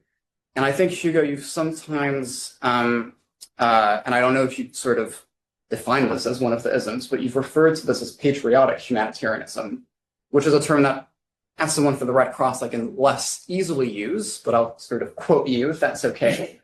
Because I think it's one of the most apt ways of talking about the response that we've seen develop over the past 4 years and maybe even 10 years if you go back to 2014 in Ukraine, where you're in a context of incredibly intense politicization of aid, a lot of that coming from Ukraine's allies and from the Ukraine government itself. And it's understandable because they're responding to the humanitarian consequences of a war that they see as existential. And that's perhaps put forward something that's actually very obvious to people who work on the ground. And I know I was talking to someone who works in South Sudan earlier, that local and national actors hold and apply their own conceptions of the principles very differently and navigate them accordingly, and that's fine. In Ukraine, they've, I think, made the case for this nationally and locally led and patriotic humanitarian action.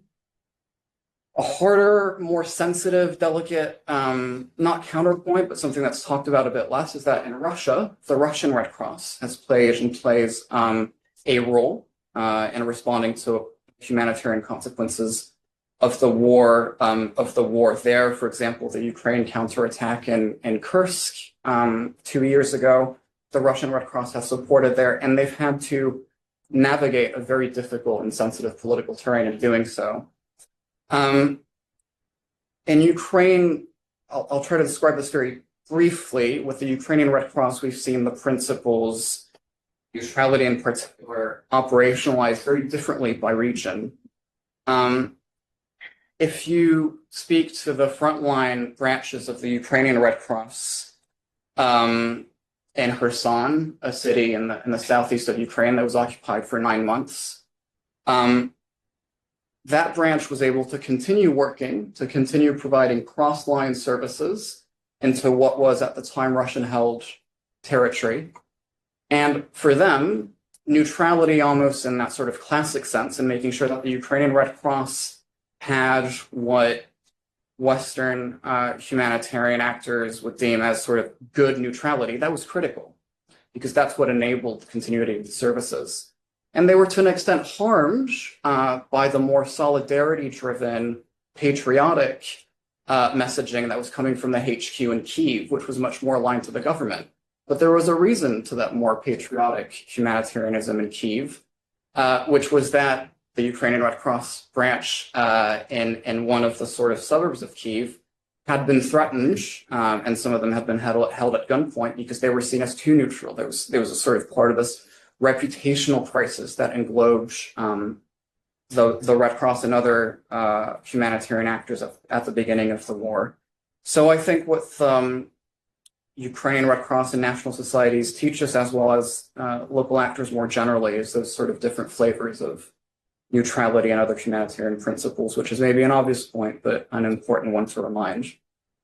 Very briefly, I'd just like to touch on the sort of special power, which can sometimes be a bit of a curse, that allows national societies to navigate this mechanism of nationalization of aid that we're seeing. It's a little bit arcane. It's called the auxiliary role. It is something that is recognized in the Geneva Conventions, which basically says that national societies or other actors, as elected so by their states, have a role as auxiliaries to their public authorities in the humanitarian field.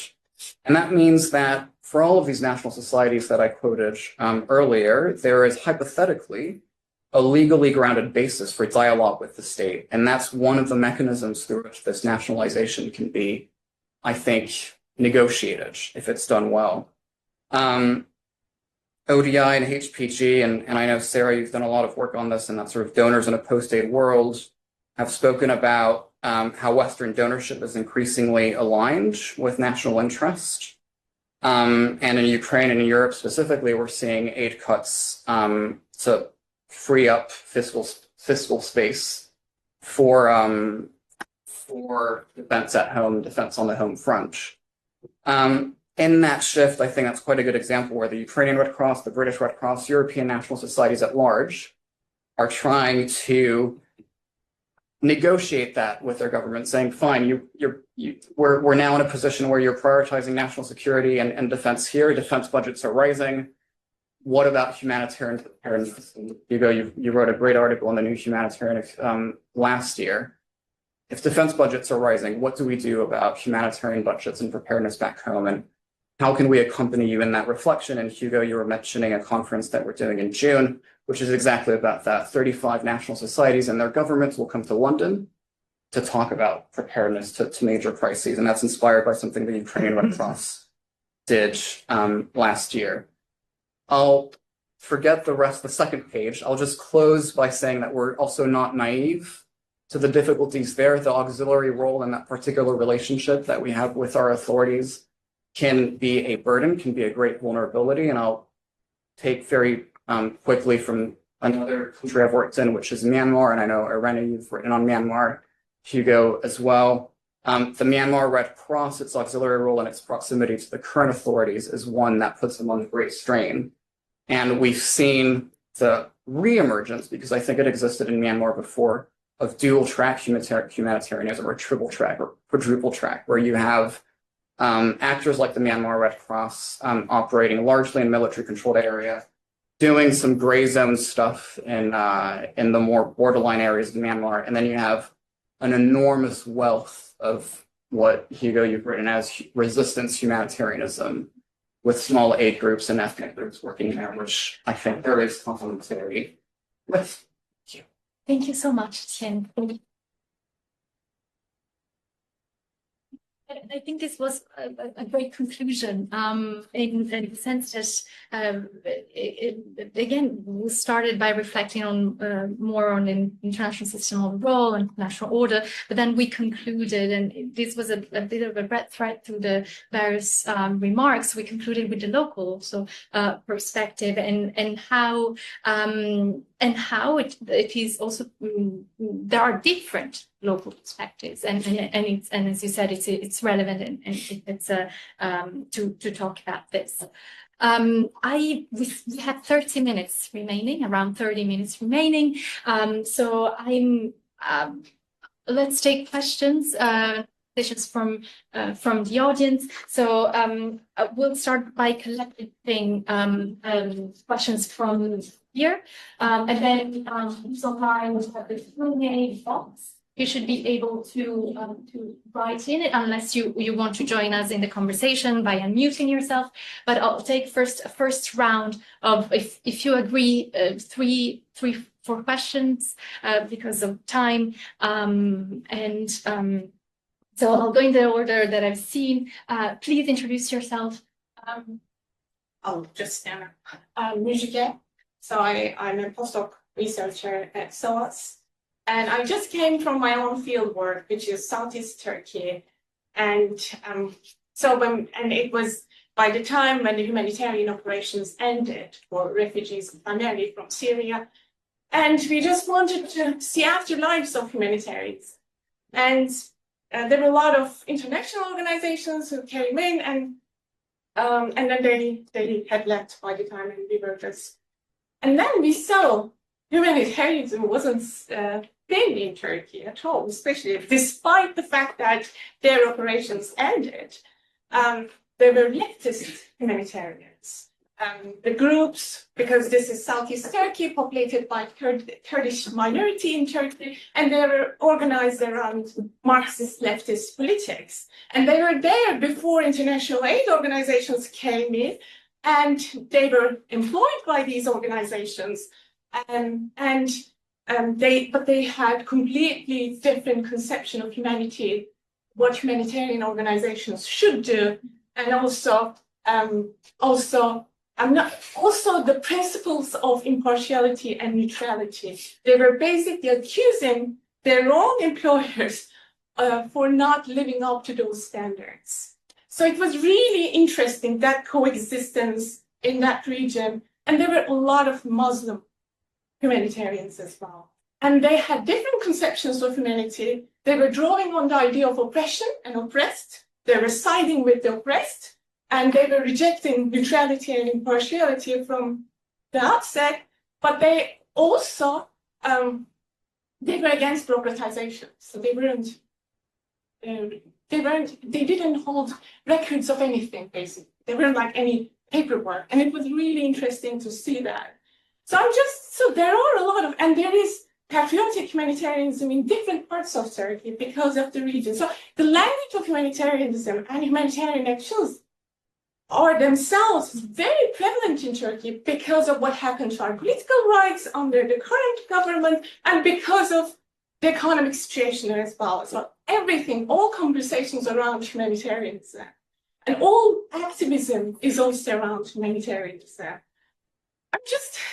So when I shared my research insights with some of the people, some of the international organizations in Turkey, then, this is interesting. So how can we benefit from this? So the idea is still instrumental, but they're not interested in that plurality, but they're just, okay, our funds are, going down. So what could they offer to us? This is the main logic. And I'm just interested.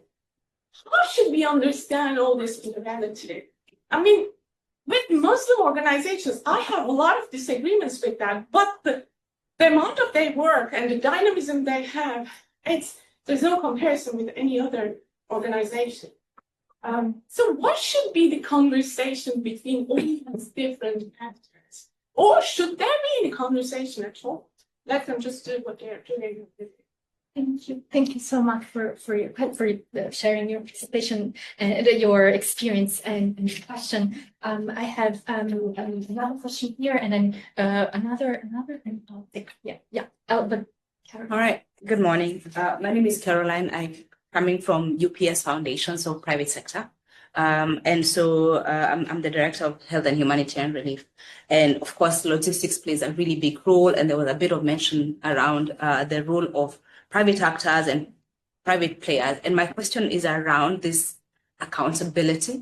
I'm very curious. I have really enjoyed the idea of widening humanitarianism to cover as well the reminder that private sector is not only doing business in these countries, and so they're not just service providers, but they're citizens of this country. So doing business here, so things like employee safety, employee well-being, but also profit and the lack of hypocrisy that, yes, there's a place for profit for private sector as well. And so, but that being said, private players have been there from the beginning. UPS is a member of the logistics emergency team, which has Maersk, DP World, and Agility, and was brought together 20 years ago at Davos and sit under the logistics cluster. We've been responding to over 50 disasters and humanitarian crises for over 20 years. So this is not something new, but the thinking of private sector as not just an actor over there, but also as people that live in the country and want to do good by their people, and therefore, and they hold a ton of technology and willingness to support. And so I'm really curious to hear what the angle of accountability is with regards to private actors. I will say that I have seen a whole new interest in private sector in the last, because we fund and support a lot of UN agencies and international NGOs. There's definitely a trend over the last couple of years in terms of the interest in private sector and a willingness to have private sector helped. There were places where we were originally seen as, you stay over there, So just really curious to hear about that question and where accountability comes in all of this. Thank you so much. Thank you so much, Caroline, for this question. Let's take two others. If we, for a matter of time, just keep it short. I'm sorry. No, that's great. Thank you. Exactly. Then. Hi, I'm Daphne Jerisinger. I'm from the International Rescue Committee, humanitarian organisation. Huge thanks to the panel. I thought it was fascinating discussion. I really heard what you said, Sarah, about the role of INGOs like our own in holding governments to account in terms of IHL, in terms of humanitarian principles, but also in terms of defensive aid.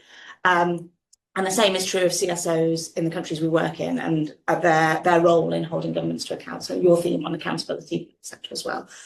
But I think there's a limiting factor in how we've done that so far, which explains the cuts and how CSOs globally are able to do that. To address the theme that was consistent across the panel, your theme, Andrea, on solutions demanded by people, which really resonated. Professor Gordon's point on displacing risk to local organisations, Hugo's point on local organisations and citizens taking responsibility, Sarah's point on the taxonomy of localisation, our suggestion that we're localising, that isn't the idea, CSOs themselves are local actors and as we just heard, really strong local actors that should be trusted, and your point on nationalisation. I think there's a limiting factor in the system if we look at ODA broadly, and that is humanitarian represents a small share of global ODA, a really tiny share. I think it's 9% in 2025 figures, whereas development, taking your point on disbursement, still represents the largest share of ODA. And the same is true of climate finance, and yet development and climate finance are the territory of national governments. When we talk about country ownership, when we talk about sovereignty, we use that as a shorthand for governments. We don't factor in CSOs. And so, when we're holding governments to account, when we're asking CSOs to hold their governments to account and be empowered as or empower themselves as actors, what about the limitations of development aid, climate finance only directed to national governments and limiting the potential to identify those solutions that are beyond humanitarian, that are essential services that people rely on? And what do people think? IRC considers that the solution to be a target for ODA the majority of it to go to conflict affected countries. And I know we've talked about fragility being a loose term, but we've talked about the majority of ODA, and we're seeing some of that. We're seeing donors ring fence some of their funding for conflict affected countries, crisis affected countries, but perhaps not enough when we think about the role of CSOs, not just as people we localize to deliver services that donors choose in that transactional form of aid that you mentioned, Professor Gordon, but when we think about CSOs as part of the whole of the country ownership, as part of that sovereignty. Thank you. I'll try to keep this really quick. My name is David Levick. I'm one of Stuart Gordon's disciples of the ideation program here. You got to see it.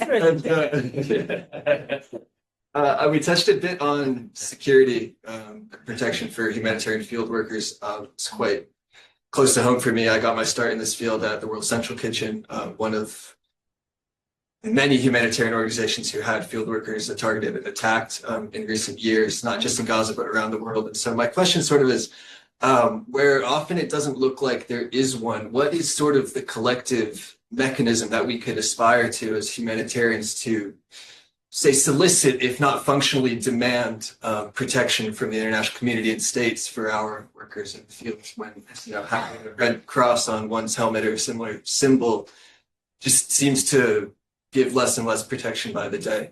What can be our North Star in that?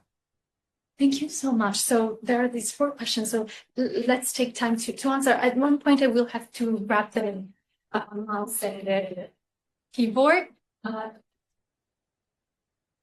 Thank you so much. I realised I was in control. It's time. It's time. Well, yeah. If you want to keep the order of how we did roundtable, or let's do that. Perhaps it's a simple, or if you. I was really horrified about that for a moment. Okay, I'm not sure where to begin really. The gun protection thing, I'll begin with ever so quickly. I was just looking at my phone, not because I was bored or anything, but because a friend texted me about a PhD student here who's just published a book. And she was an American soldier and a lawyer. And the book, from what I can understand, is basically saying why no state can fight a war when it's bound by IHL. And what's worried me enormously is I've heard those things from Americans, really since, well, always, frankly, but certainly during the Kosovo crisis, and a real sense that they would not be bound by the principles of IHL. And we saw it manifest in all sorts of different ways. So there really is a powerful lobby of rejectionism. And Tom and a couple of his colleagues were doing some research for a humanitarian organization, and they very kindly invited me into one of the interviews with Anne Whitaker, who is a wonderful dancer and a former Conservative government minister, and also now a staunch advocate of reform. And it was absolutely fascinating listening to this idea that IHL is holding British servicemen to a level of account which is not applied elsewhere. And the remedy for that is not to apply it elsewhere, it's to reduce the standards and to not hold the UK to the same level of account. And it made me think these are kind of the debates which have happened endlessly in other countries, and there are other reasons as well for abandoning IHL norms. But IHL is and always has been a political settlement. It's about the benefits of IHL to states versus the costs of the kind of abuses that take place, and those bargains have been rewritten. Now, there are some states where it hasn't changed at all, but powerful advocates of that system have distanced themselves and publicly distanced themselves from some of those principles. And I also think that the rise of the populist movement, as with many of these movements, lasts around 10 years. Goodness knows what comes out of it, but they do tend to have a life cycle. And I suppose the question is, will we ever have powerful advocates, again, who are upholding norms? And norms aren't fixed. They require institutional and intellectual work to maintain them. And it's difficult to see where that work is being done within powerful states. So that concerns me enormously. The idea of patriotic humanitarianism, I think we've been blind to this. It's been going on for a long, long time. To Etienne's point, the British Red Cross was an auxiliary to the government of the UK during World War II, as was St. John's Ambulance. And they were a powerful part of the kind of resilience of society against bombing, going back to the 1980s and the Eritrean Relief Association, the Relief Society of Tigray. Hugo's written about it, but Myanmar and the ethnic relief societies and associations, backpack health workers, and so forth. We've always seen this incredible spectrum of humanitarianism, and we've seen a kind of co-option of humanitarian principles, convenient political covers that provided resources and access to governments, to legitimacy, and so forth. So I'm not surprised we're seeing more of patriotic humanitarianism. And I wonder if those kind of two processes are linked in some ways, that we're no longer seeing the intellectual work being done around the kind of Geneva system to the same degree, and we're seeing a renewed focus on patriotic humanitarianism, And they've suddenly become more visible, and they're standing out from the crowd to a greater degree. And I guess the question is, given that many of these are old, are we seeing more of them because the fog is lifting, or are there more of them as well? And I don't have any answers, but I'm an academic and I leave it to the real world people on the panel. Thank you, Stuart. Thank you so much. Andrea, if you want to address any question. Yeah, sure. Look, maybe starting with the topic of the discussion. Our topic of discussion was humanitarian aid, and we have sidelined into humanitarianism and into IHL, not humanitarian aid. And I think we have an issue of clarity of concepts when we have discussions. I think it's a mistake to try to label local organizations as humanitarian aid workers. They're not humanitarian aid workers. They are participants to their civil society wherever they work, and they might have to engage at some point in time into humanitarian activity, and some point in time into political activity, and to another activity. And reducing them and trying to impose the principles on them, especially the principles of neutrality, I think is a mistake, because how can you be neutral if you are a citizen in a country where you have an oppressive government, and where you were started as a civil society working on civic rights, and because there was a humanitarian crisis, you started with also relief. I think that is an element. Of course, you might need, for operational reasons, to shield the political activity of an organization from its relief provision for access reasons and for protection, to be honest, from government interference, government whatever. But that's more of I would say, an operational consideration, in the same way as neutrality is an operational consideration, is not a absolute principle as such. Impartiality, in the sense of providing assistance to everyone, I think is the minimum that could be expected, that there is no discrimination in the assistance provided. So I think in the localization debate, we do indeed have that element of transfer, which the local organizations are also, contributing to that narrative. At the end of the day, if a country doesn't need aid, if a community doesn't need aid, then why should they receive aid if they're able to cope by themselves? There is also a moment of transfer of responsibility, which is also always bothers me in the discussion on localization, and linked to development policy, which is the responsibility. Who is responsible to provide social services in the country? It's not the responsibility of NGOs to provide, local NGOs, I'm saying, to provide that. It's the responsibility of the state. So one of the elements which can be perverse in the debate on localization is that you end up creating an accountability link between local communities towards NGOs, between NGOs towards donors, whether directly or through intermediary organizations, whereas the accountability should be required from the government and from that element of social contract. So I think development funding going through governments and being provided to government has that raison d'être.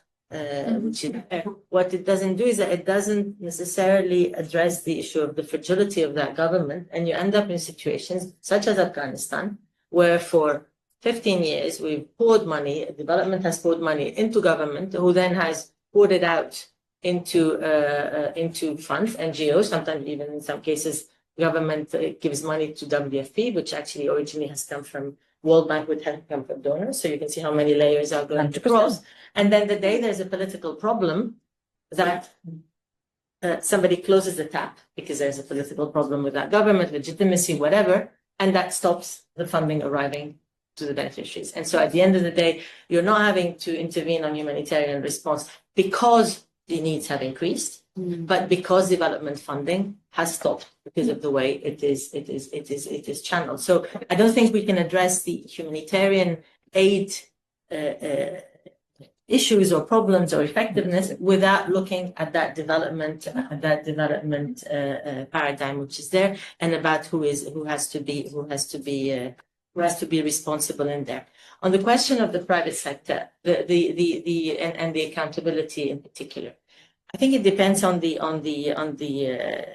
again, I'm civil servant, so I look at it accountability wise. I see two accountability elements: taxpayer, whoever has put the money in there, and the people who is supposed to serve, and the accountability has to be dual. So if you are as a private organization using your own funds and providing assistance, then your accountability is really towards the population that you are deciding that you want to serve.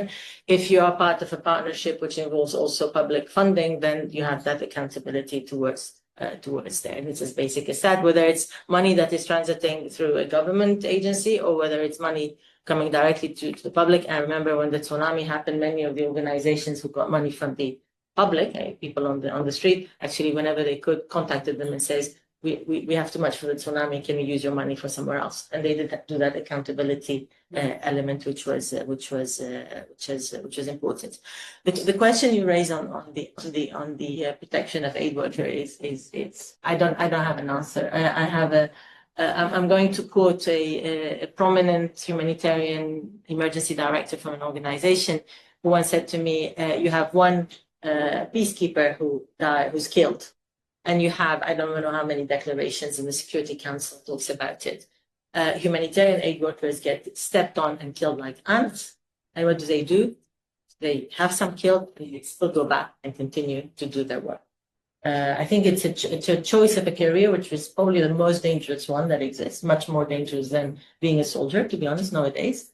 And it's something that has to be commended for the people who are there. And I think it's a common obligation to try to do the maximum to denounce. Upholding IHL is important in that key aspect. And behind IHL, I don't think the concern about IHL has come by coincidence in the last 20 years. It has come because you have something called international justice, because you have something called ICC, and because you have got the impunity element linked to that accountability, which has been there.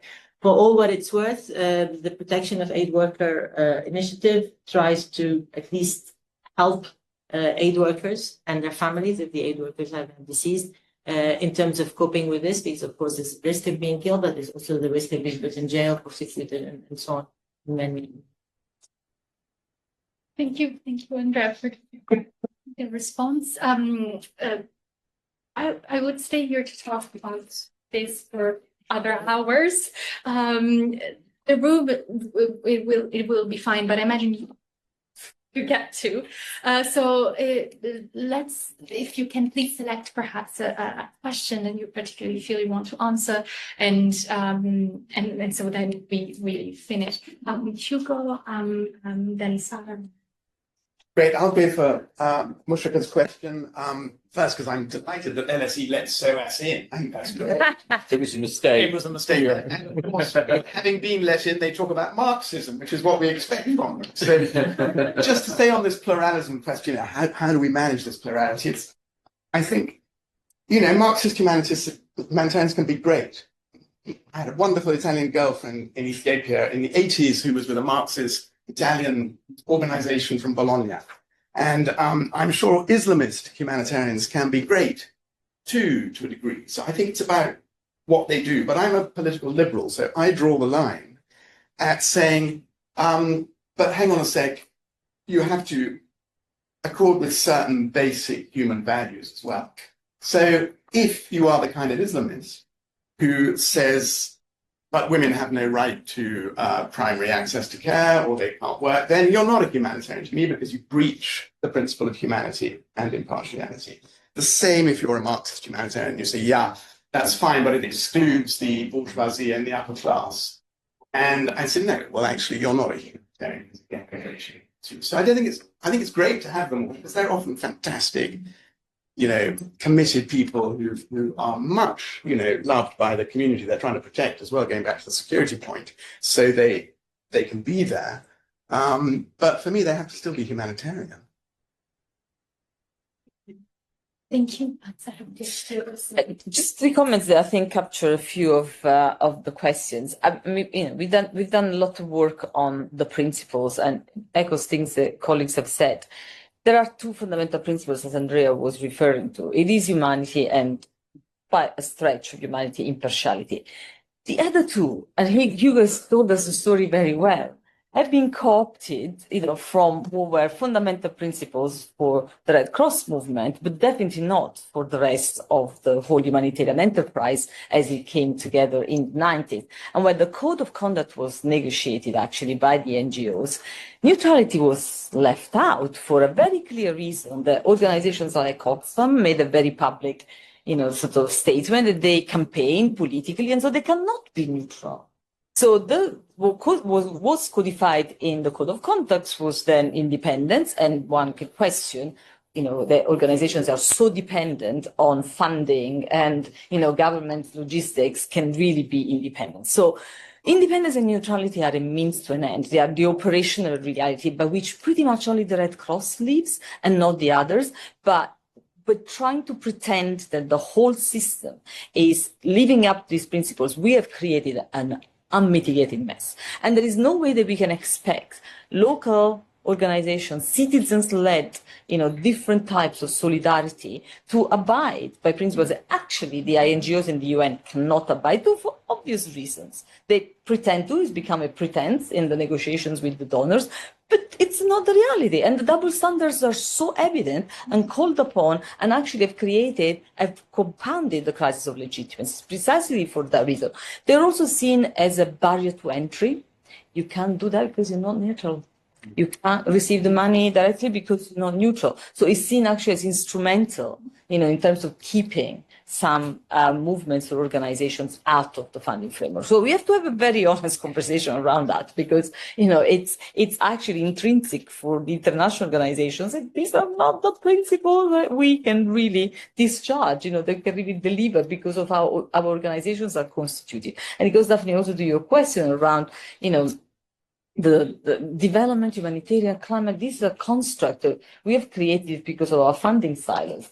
But when you come to the local reality, and a bit like, saying before, a citizen that is confronted with the pressure of the climate emergency, with, the long-term challenge of sort of seeing education and health delivered, and yes, of course, some fragility, violence, call it what you want, then they're all the same. It's just that we are trying to label them in a certain way. It really does not help. Well, if we really flip the system on its head, we see there's, seen very differently, and they need to try and, comply with one construct or the other. And finally, on IHL, I think it's, the protection of humanitarian aid workers will come from making sure that impunity is called out. And I think this is the biggest problem, because when the same donor governments are complicit in a system of impunity, how can we expect that to stop?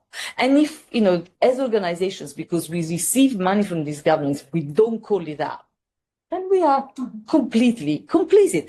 I have been astounded by the silence of so many colleagues and so many leaders of humanitarian organizations from the beginning of the Gaza crisis, in being unable to say very clearly what the violations of IHL were and why. And we were very quick at doing that for other governments, but not for Israel. Everyone watches that. The fact that the referral to the ICJ said to come from South Africa, and they said very clear, we are a member state. We're doing what other member states should be doing. We are shifting, the, if you want, we've always taken the more high ground as northern humanitarian organizations and northern governments. And now the bluff has been called out, quite frankly. And so unfortunately, that exposes everyone to danger, because, it's really hard when impunity is so rampant in the sector to be able to then call for those perpetrate, assassinations, murder of humanitarian actors to be called to account. Thank you. Thank you, Sarah, for your comments.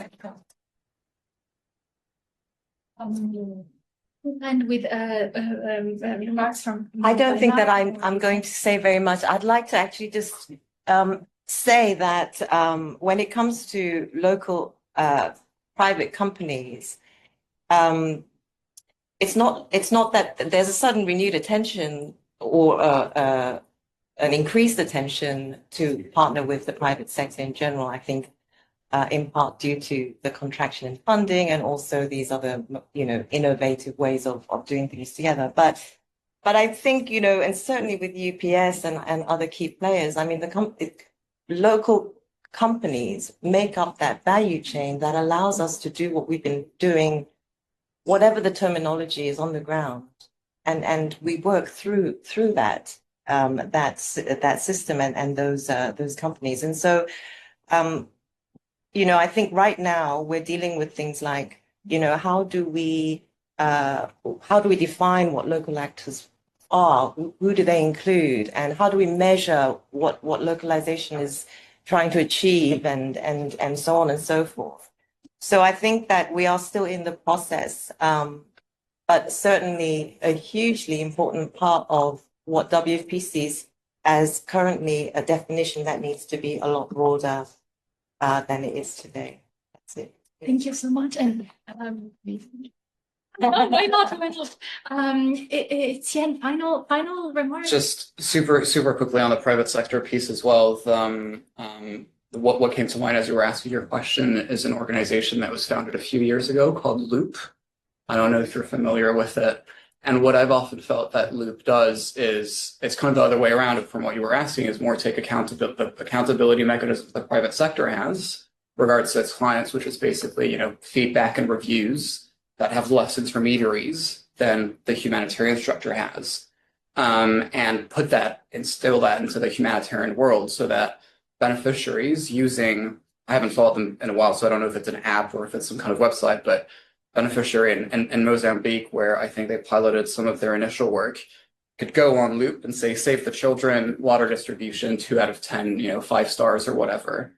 And that always, to me, has been an interesting kind of reversal of your question of how we can take private sector accountability into the humanitarian world. I haven't sort of looked at them in a while. I don't know if they're doing They well. pretty much folded, unfortunately. And they folded, so...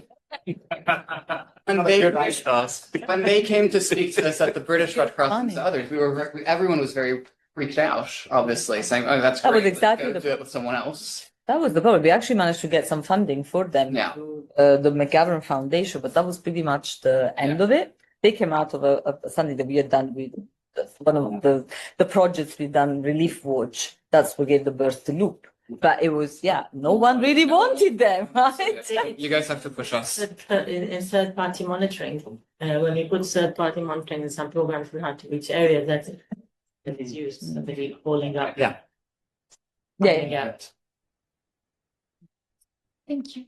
Thank you so much. And thank you everyone for being to participate and for giving great remarks. And it's been all very significant, and I was truly honored to have you here and very grateful. And thank you everyone who stayed. I know we ran a bit out of time, and thank you to Adelina is online. You should have had Adelina speak. You can't just hide online, not actually contributing. We'll have more panels. This is just one of She is the creator of the ecosystem to ecosystem paper. Amazing honor to have you here, and hopefully see you another time. Also perhaps as a guest speaker. So thank you for the moment, and we're going to close here the panel. And thank you for organizing it. Yes, that's it.